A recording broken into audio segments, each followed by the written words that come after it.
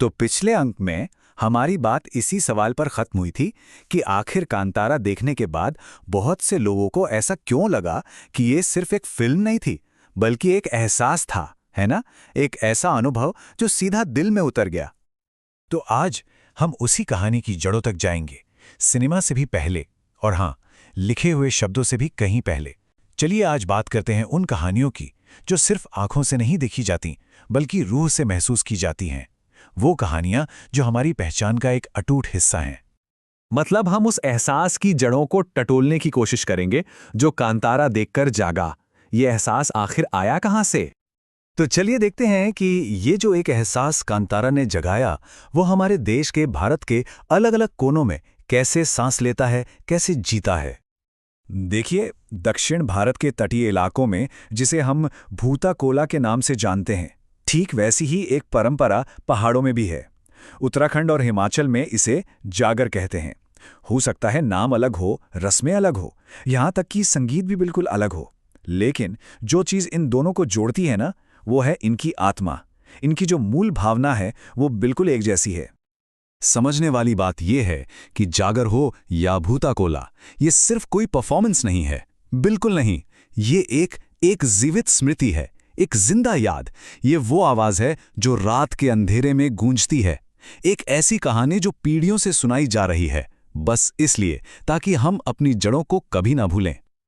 और पता है, जब जागर होता है तो वहां मौजूद लोग सिर्फ दर्शक नहीं होते, वो उस कहानी का हिस्सा बन जाते हैं। वो वहां सिर्फ देखने नहीं आते, वो आते हैं सुनने, महसूस करने और याद करने। ये याद करने कि वो कौन है और कहां से आए हैं। तो ये एक मौखिक परंपरा है, एक तरह से कहें तो एक सामूहिक स्मृति। ये सिर्फ कहानियां नहीं हैं, ये वो धागा है जो एक पूरे समुदाय को एक साथ जोड़े रखता है, उन्हें उनकी जमीन से, उनके इतिहास से बांधे रखता है। तो अब जरा ये समझते हैं कि इन परंपराओं की समाज में एक समुदाय के लिए असल में भूमिका क्या होती है। उत्तराखंड में अक्सर एक बात कही जाती है, देवता आया है। अब ये सुनने में जैसा भी लगे, इसका मतलब ये कतई नहीं होता कि कोई चमत्कार होने वाला है। नहीं, इसका एक बहुत गहरा सामाजिक मतलब है। इसका मतलब है कि अब समुदाय की आवाज सुनी जाएगी। अब वो बातें कही जाएंगी जो अब तक अनकही थीं। सोचिए जरा, उस एक पल में न्याय, जिम्मेदारी और सच, ये तीनों चीजें एक साथ आ जाती हैं। ये वो मंच बन जाता है जहां सबसे कमजोर की आवाज भी सुनी जाती है और सबसे ताकतवर को भी जवाबदेह ठहराया जाता है। बिल्कुल बिल्कुल वैसे ही जैसे कांतारा में हमने देखा, पंजुर्ली और गुलीगा सिर्फ देवता नहीं है, वो उस समुदाय के अलिखित कानून है। वो प्रकृति और इंसान के बीच का जो नाजुक सा संतुलन है ना, उसके संरक्षक हैं। और यही वजह है कि ये कहानियां मंदिरों के अंदर बंद नहीं होती। ये जंगल में रहती हैं, जमीन में रहती हैं और सबसे जरूरी, ये लोगों के बीच जिंदा रहती हैं। तो सवाल ये उठता है कि आज के दौर में भी ये परंपराएं इतनी जानी पहचानी क्यों महसूस होती हैं? क्या वजह है? शायद इसीलिए जब पहाड़ों से जुड़े लोग कांतारा देखते हैं तो उन्हें पर्दे पर कुछ नया नहीं दिखता। उन्हें कुछ अपना सा, कुछ बहुत जाना पहचाना सा दिखता है।